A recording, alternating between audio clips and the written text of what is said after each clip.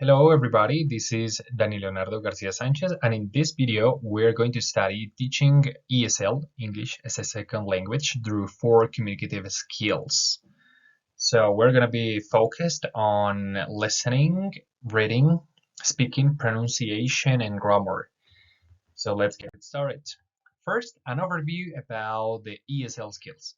About listening. Listening involves understanding spoken language through active engagement and authentic materials. On the other hand, speaking and pronunciation are two skills which are like complementary. Speaking focuses on fluency, accuracy, and interaction with attention to sounds and intonation and other particular details, segmentals and suprasegmentals.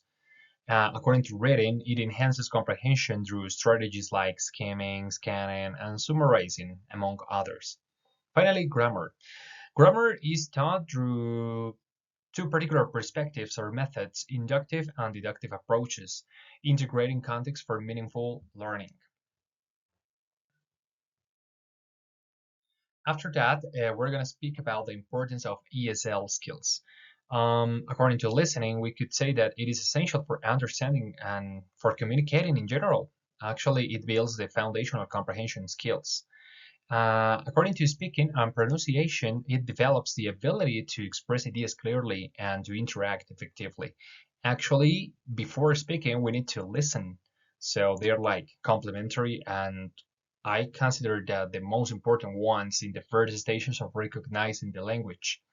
After that, according to reading, we could say that it's crucial for acquiring information and expanding vocabulary.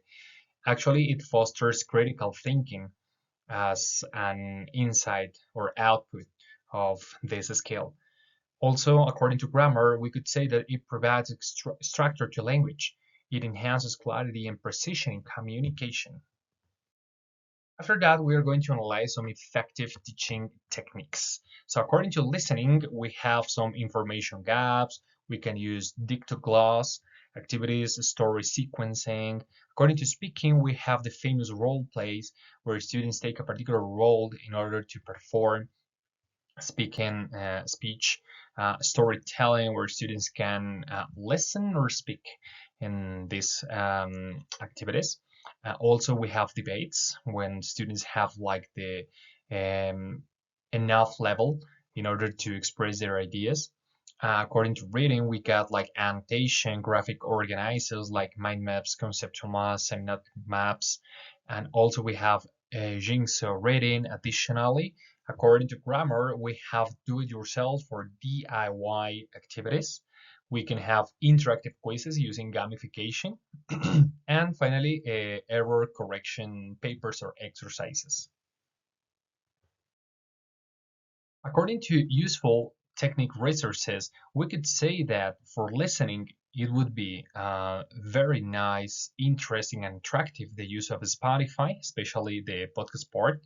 According to YouTube, not only the simple videos that we can find, but also the YouTube music part where we can check the lyrics of the music in a kind of karaoke style.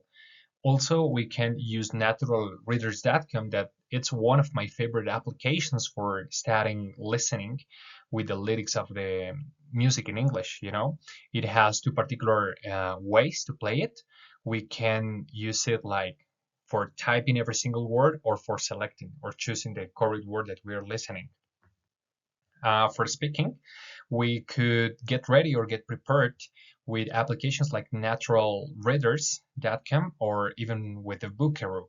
Bookaroo, it's an application for recording yourself and to share these audio files. For the speaking skill, we can use phonemic charts in web pages or even in applications for our phones. Also, we could use like the normal native videos, videos on YouTube, where native people can like share information that we can study. Also, according to reading, we have graphic organizers online, like CMAP tools online, annotation tools. In this case, they could be physical, like the famous post-it papers or post-it notes. For practicing grammar or vocabulary, we could also use online gamification applications like quizzes, Kahoot, And my favorite one that is Word Wall that offers a big number of games that we could replicate with students from different ages, and it's very helpful. After that, we are going to analyze how to teach English as a second language, of course, through four communicative or communication skills. So remember that for teaching them, we should use like three steps process. That is the pre-stage where students prepare or get ready with the background or the most important knowledge. And also we have the chance to set the goals of the activities. After that, in the during stage, we engage students with the activities and they can perform them as well as practice the particular output that we want them to get. Finally, in the post stage, this is like a reflection part, a reflection moment where students can analyze their performance, and actually the teacher can assess the understanding or the results. On the other hand, we can also have a feedback moment. So let's get it started with an example of teaching listening through these three stages. In this exercise, we're going to speak about an information gap exercise for listening. So in the first stage, the objective is to explain the purpose of the activity. And in the preparation part, we can divide the students into pairs and we give them a paper with some gaps to fill. And the teacher can give them particular information that they need to complete. In the during stage, the activities that students ask each other questions in order to fill in the missing information without showing their papers, of course. In the post stage, we have the interaction. In the interaction, we encourage asking and clarifying questions if needed. In this part, the teacher plays an important role because he must be like supervising all the process and answering the possible questions the students might have. In the post-stage part, we have the reflection where teachers and students discuss about the strategies that help them understand better. And also we can have the feedback moment where the teacher like provides some listening insights or ideas in order to comprehend better. So now an example for teaching speaking. We're going to speak about role plays. In a role play activity, in the first stage, we can speak about the objective where we set the context, example, ordering food at a restaurant.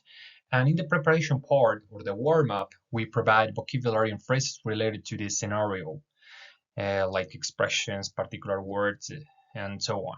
In the during stage, the activity can be that students act out the scenario in pairs or in groups. Actually, the teacher can be part of these role plays. And also, according to the guidance, teacher monitor and assist with pronunciation and fluency. In the post stage, we have the reflection moment when, in order to have students share what they found challenging and enjoyable. And in the feedback moment or the self-evaluation, we offered constructive feedback on the students' speaking performance. Now, an example for teaching pronunciation through an exercise that is shadowing. That means like sombrero, something like that. So the first stage, the objective is to introduce the concept of shadowing. In the preparation part, the teacher select a short audio clip of a native speaker. This is very important. In the during stage, the activity is that students listen to the clip, to the video clip, and they repeat it simultaneously, mimicking intonation and rhythm. So in the practice part, they repeat several times for improving their accuracy. In the post stage, according to the reflection, they discuss about the improvements in pronunciation and the possible difficulties they might have. Also, it could be necessary to have a feedback in order to provide some specific tips on sound articulation. It's very important that the teacher in this part can have very good pronunciation and very good knowledge about the International Phonetic Alphabet and how to teach it in simple terms to the students. Now, an example for teaching reading through graphic organizers. So the press stage, the objective is to explain the use of graphic organizers for comprehension. In the preparation part, they choose a text and provide a blank graphic organizer, for example, a mind map. In the during stage, students read the text and fill out the organizer with key points and connections.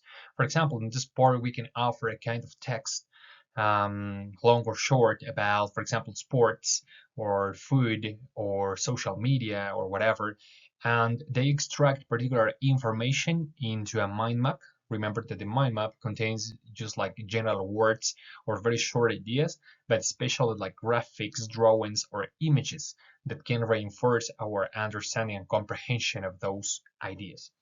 So in the during stage, the activity, in the support part, the teacher guide them in order to identify those main ideas and details. The post stage, the reflection part, teacher and students share and compare organizers with the peers. And in the feedback, they discuss about how the organizer helped in understanding the text. After that, we have an example of teaching grammar, and the activity is a DIY or do-it-yourself activity. And in order to practice the grammar skill, especially the topic of verb to be present. The first stage is we have the objective that is explain the verb to be and its forms am, is, are. And in the preparation part, the teacher can provide examples in a simple craft template. Actually, he can show a YouTube video about it. In the during stage, the activity is that students create a mini book with sentences using the verb to be and illustrations. And a very important part here is the creativity that must be encouraged by the teacher. In the post stage, we have the reflection part where the students present mini books or the handicrafts to the class. And in the feedback part, they can review the accuracy of verb usage and celebrate the creativity of the students. That's all for now. I hope you liked the video and you can understand and have other ideas for teaching English as a second language. Thank you very much.